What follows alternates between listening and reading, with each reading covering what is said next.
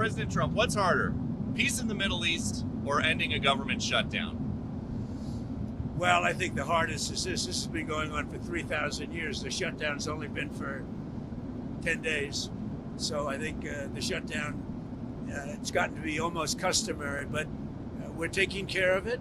We've got the military paid in full, and we're doing a lot of things. We're ending some programs that we don't want. They happen to be Democrat-sponsored programs, but we're ending some programs that we never wanted, and we're probably not going to allow them to come back. I think they made a mistake. I think they made a big mistake. This is really a Schumer shutdown because he's become sort of irrelevant, and he wants to make himself relevant again. And in terms of the politics of this historic peace deal that we're on the way to go sign right now, you would think it's good for everybody, but at a rally this weekend, they were cheering for you and they were booing Netanyahu. What's up with that? I don't know, but we're going to make everybody happy. The one thing I can tell you is everybody is happy, whether it's Jewish or Muslim or the Arab countries. Every country is dancing in the streets, and it's a point in time. I don't think you'd ever see it again. They've never seen it for 3,000 years. If you like one group, you don't like the other group. And if you like the other group, you don't like the first group. And this is the first time they've ever seen where everybody is unified, because as you know, we're going to Egypt after Israel, and we're going to meet all of the leaders of the very powerful and big countries and very rich countries and others, and they're all into this deal. Everybody's into it. It's never happened before. So I would say this is a lot tougher, but we'll see how it all works out. Mr. President, Benjamin Netanyahu, the Prime Minister, has not gone so far as to say the war is over. In your view, is the war between Israel and Hamas over? The war is over. The war is over, okay? You understand that? Mr. President, is the ceasefire going to hold? Are you confident the ceasefire will hold? Say it. Are you confident that the ceasefire is going to hold? I think so. I think it's going to hold. I think people are, a lot of reasons why it's going to hold, but I think people are tired of it. It's been centuries, okay? Not just recent, it's been centuries. I think people are tired of it. Yeah, the ceasefire is going to hold, and we'll see where it holds. Mr. President, what will Gaza look like a year from now? The International Stabilization Force, that's part of It'll be the... a good, strong force. When will that go I in? don't think When it's will going to that be have ready? a big impact, because I think barely we're going to have to use it. I think people are going to behave. Everybody knows their place. It's going to be great for everybody. It's going to be great for the surrounding countries, Arab, Muslim, all of them. It's going to be great for Israel. Everybody is happy, and I think it's going to stay that way. Peter? And if the ceasefire does hold, how long until we get to the part of the 20-point peace plan where developers can go in and make Gaza the Riviera of the Middle East? Well, I don't know about the Riviera for a while, because you take a look at what you have. You have to get people taken care of first. But it's going to start really essentially immediately. I mean, they're going to have to start by removing a lot of the structures that you see that are down to the ground. I mean, it's blasted. This is like a demolition site. Almost the entire site is. So you have to get rid of what you have there. You have structures that are very dangerous. They're falling down. If they haven't fallen, they're going to fall down of their own volition. So that process, Peter, is going to start pretty much immediately in that way. Like a year from now, in your view? Well, a year, that's very quick. But over the years, it'll look very good. It'll be, it's got the first chance it's had in centuries of being peaceful. It's always been a very, very strange area. It's always been loaded up with problems, religious problems, problems like no other place probably in the world.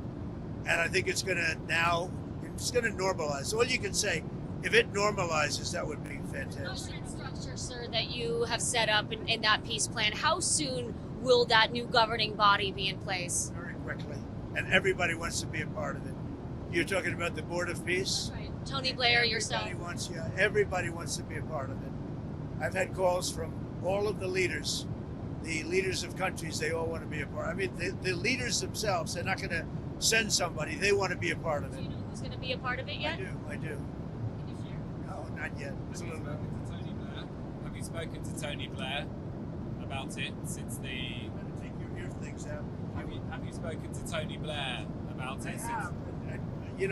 I want to find out that Tony would be popular with all, because I just don't know that.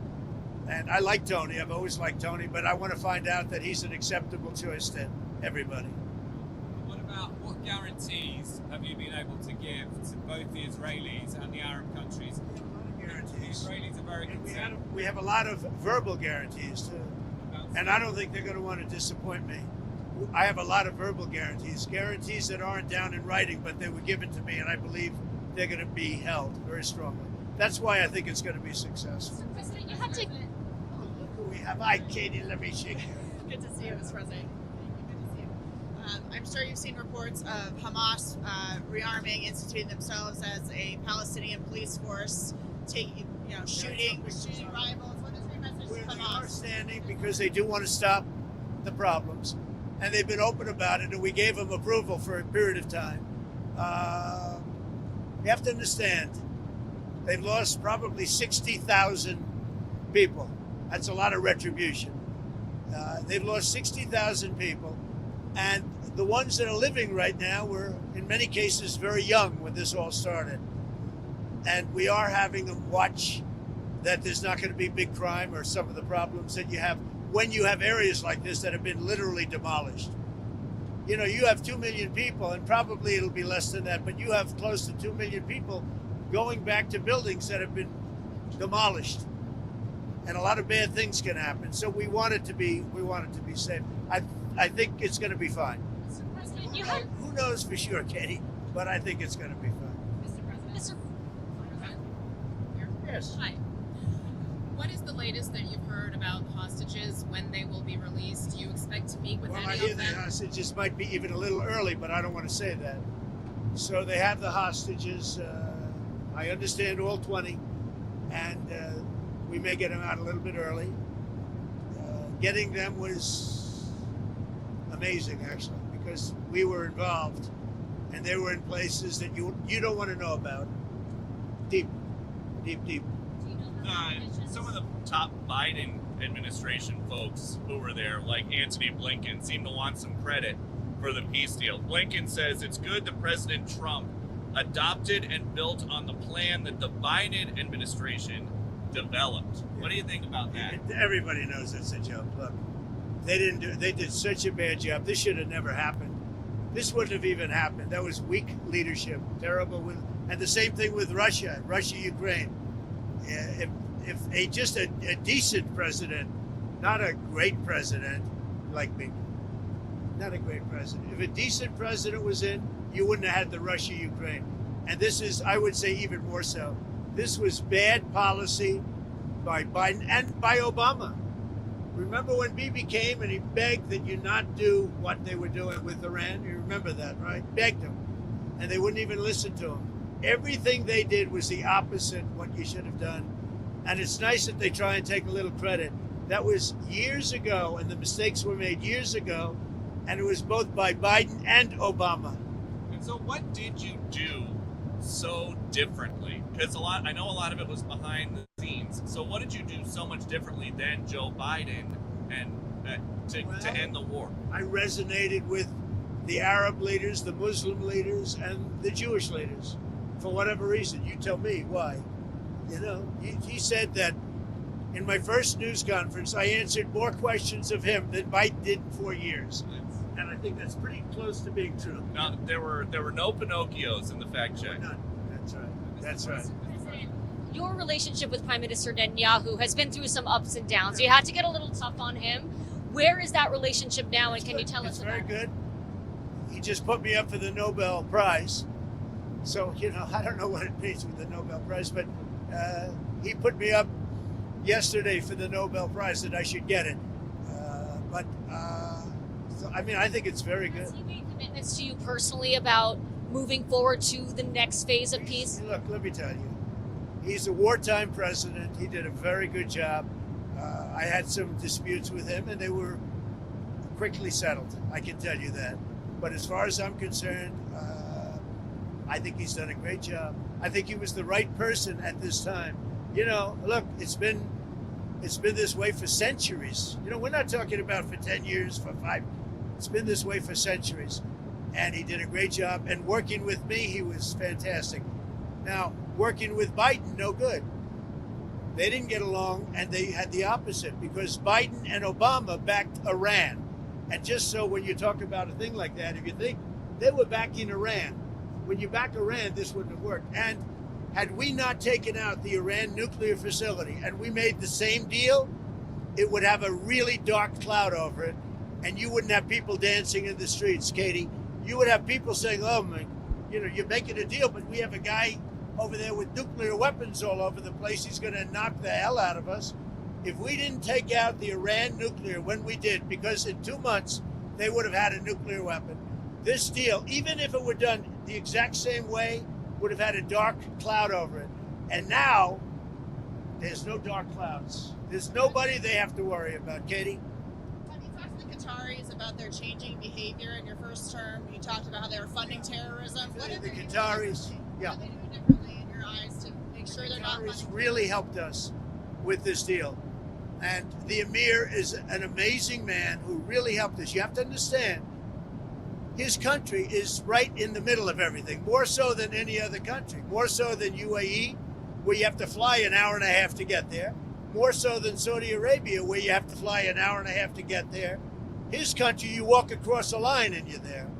So he's in the middle of this unbelievable hostile territory with people on all different sides of the opinion of the question. They were a tremendous help. Qatar was a tremendous help to getting this done. I hope people can realize that. And it was very tough and very dangerous for Qatar. They were very brave, and their leader, the Emir, was very, very brave. And Qatar should start getting some credit.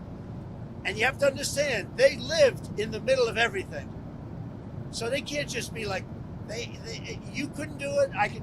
Nobody could do it. Say what? Have they changed their behavior from 2017 when you accused them of funding terrorism? I don't know. In 2017, I didn't really know them very well. 2017, that was at the very beginning of my term. As I got to know them, I got to understand them, and I got to realize that they are right in the middle of everything. Other countries are there, but they're an hour and a half away. A big difference. They're literally, you walk over from Iran to Qatar. You can walk it in 1 second. You go boom, boom, and now you're in Qatar. That's tough territory. I think Qatar was amazing the way they helped us. Mr. President, another world leader. There was a ceasefire that collapsed in March this year. There was a ceasefire earlier this year that collapsed in March. Do you think this could have been done then? This took a lot of pressure on both sides. But do you have any regrets? I see it, and I see it with Russia too. Sometimes you have to go through some pain before it all happens. I saw it with Turkey, and by the way, Turkey was fantastic too. President Erdogan was fantastic. He really helped a lot because he's very respected. He's got a very powerful nation. He's got a very, very powerful military, and he helped a lot, President Erdogan. UAE was great. We mentioned Qatar, Saudi Arabia, the king, they were great. Indonesia was great. We had tremendous help. Jordan, the king, they were great. This is an amazing thing. Countries very diverse countries. Some got along, some didn't. But for the most part, nobody got along with anybody. And they all came together, and they're all dancing in the streets, just like Israel. It's a unique point in time. You were talking about the ceasefire. That wouldn't have had that help. That wouldn't have happened back then. Why not? Both of your elections, the biggest issues were the economy and immigration. Now you're getting credit from Democrats and Republicans for this Middle East peace deal. Where does it fit? Where do you think it fits into your legacy? Well, look, this will be my 8th war that I've solved. And I hear there's a war now going between Pakistan and Afghanistan. I said, I'll have to wait till I get back. I'm doing another one because I'm good at solving wars. I'm good at making peace. And it's an honor to do it. I saved millions of lives. Now, in all fairness to the Nobel Committee, it was for 2024. And this was picked for 2024. but there are those that say you could make an exception because a lot of things happened during 25 that are done and complete and great. But I did this not for Nobel. I did this for saving lives. I mean, we've saved millions of lives. Think about India, Pakistan. Think about some of the wars that were going on for years. We had one going for 31, one going for 32, one going for 37 years, with millions of people being killed in every country. And I got every one of those done, for the most part, within a day. It's pretty good. One of the world leaders, sir, What do you think you can take from these negotiations and this peace process into Moscow and try to end the Russia-Ukraine war? I think what you can take is that never give up. Just never give up. You know, last week they killed over 7,000 soldiers, mostly soldiers, and a little bit more, frankly, Russian soldiers than Ukraine soldiers last week. But think of it, every week they're losing from 5,000 to 7,000 soldiers. It's ridiculous. And I thought that would be one of my easier ones. I mean, when you settle something that's been going on for 31 and 32 years, that's, in theory, a lot harder than setting, something that's been going on for 3 years. But this is a war going on for 3 years, should have never started. Frankly, I give Ukraine credit for doing so well. I mean, they're good fighters. They're very good fighters. I really think that President Putin would look great if he got this settled. And I think he's going to settle it, but we're going to see. And if he doesn't, it's not going to be good for him. President Xi of China, you've been truthing about another world leader. You said not to worry about China, but he's been putting out some tough statements in regards to your tariffs, sir. Are you planning to speak with him? When's the last time you spoke? Putting out tough statements because we are taking in hundreds of billions of dollars, not only from China, from other countries. We've become a wealthy country again, and the tariffs have given us diplomatic strength. They've given us negotiating strength. I settled a few of the wars just based on tariffs. I said, as an example, with India and with Pakistan, I said, if you guys want to fight a war and you have nuclear weapons, I'm going to put big tariffs on you both, like 100%, 150, and 200%. No, don't do that. I said, I'm putting tariffs. I had that thing settled in 24 hours. If I didn't have tariffs, you could have never settled that war. You knew that better than anybody, McGee. First more tariffs on China. Are you considering walking that back? Who are you with? Politico, Dasha Burns, sir. Dasha Politico. Politico's gone bad. They've been so wrong about everything. Politico has been so wrong about everything. Let's get somebody else to ask some questions. Do you mind? Is that all right? Because Politico is fake news. Do you plan on meeting with Xi now when you go to Asia in a couple of weeks? Well, you saw the statement I put out that he had a bad day. And I think we're going to be fine with China. Look, I have a great relationship with President Xi. He's a very tough man. He's a very smart man. He's a great leader for their country. He's a great leader. And I have a great relationship with him. I think we'll get it set. I know what happened. I really understand what happened. And I'm not even saying he's wrong. But then we met him with something much tougher than what he did to us. Again, because of the tariffs, it's much tougher. Would you ever visit Gaza? What? Would you ever visit Gaza? I would. Yeah, I would. I'd be proud to. I see it. I mean, I know it so well without visiting, but I do see it. Yeah, I would actually. I'd like to do it. I'd like to put my feet on it at least. But I think it's going to be a great miracle over the coming decades. And if you go too fast, that's not going to be good. You have to go at the right speed. You can't go too fast. Who are you with? I'm BBC, Tom Bateman, BBC, with the radio call. That's excellent. Thank you. When Steve Witkoff was in Hostages Square last night, he mentioned Prime Minister Netanyahu and the crowd booed. I wondered if you saw that. I did. What you made of that? I also saw the crowd cheer when he mentioned Trump, like really cheer, and it's an honor. No, as I said, I think Bibi did a great job. I had some words with him a couple of times where I didn't agree, and he was always he was the right guy at the right time. But are you confident, because many Palestinians will be concerned that after the hostages are handed over, that Israel might restart the war for some reason? I'm not worried about anything. I think we have a great deal, and it's a great deal for everybody. A great deal is a deal where everybody's happy. And every country, they're dancing in the streets. That's a great deal. It's a unique period in time. So President, November 1st, 100% tariffs on China is what you said. Is that still the plan? Yeah, right now it is. Yeah, let's see what happens. For me, you know what November 1st is? An eternity. November 1st is an eternity for me. So there's For somebody else, it's right around the corner. For me, when I hear November 1st, it's an eternity. Go ahead.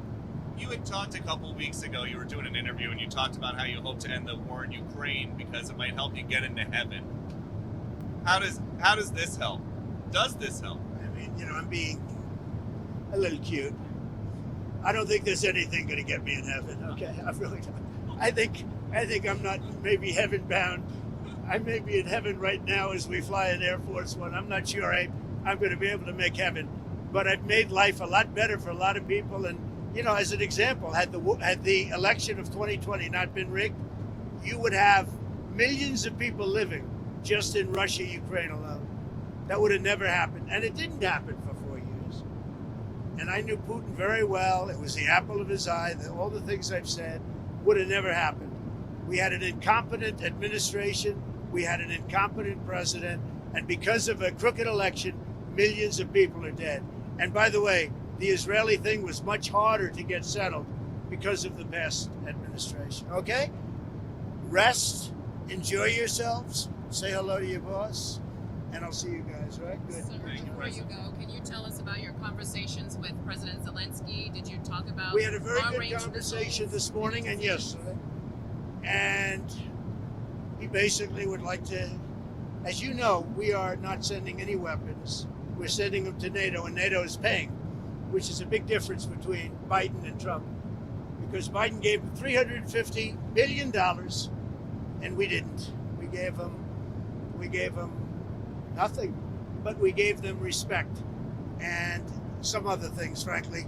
So we talked about weapons, and the weapons are sent to NATO, and NATO then sends us a check. They pay for them in full, and they would need more weapons, and we're looking into doing that. We hope we're going to be able to provide them.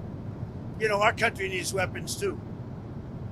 We can't give so many weapons that we don't have weapons. You never know what's going to happen. Who knows what's going to happen? But NATO pays us 100% for the weapons, and then they send them into Ukraine. And we talked about the weapons they need, what kind of weapons. They need Patriots very badly. They'd like to have Tomahawks. That's a step up. They'd like to have Tomahawks. We talked about that. And so we'll see. Well, I don't know. I might have to speak to Russia, to be honest with you, about Tomahawks. Do they want to have Tomahawks going in their direction? I don't think so. I think I might speak to Russia about that, in all fairness. I told that to President Zelensky because Tomahawks are a new step of aggression. Right? You understand that very well. Are you saying that you will speak to Putin first about And I Tomahawks? might talk to him. I might say, look, if this war's not going to get settled, I'm going to send him Tomahawks. I may say that. The Tomahawk is an incredible weapon, very offensive weapon. And honestly, Russia does not need that. They don't need that. Yeah, I might tell them that if the war is not settled, that we may very well do it. We may not, but we may do it. I think it's appropriate to bring up. Yeah, I want to see the war settled. Thank you very much. Tell them to be honest and not honest. Hey, sir, talk to Caroline. She'll vouch for him. Okay. Thank you. Thanks, President. Thank you. My first time on the Thank plane. you. Oh, really? Oh, yeah. Wow. What do you? He flies private. Yeah. He's doing pretty well, huh?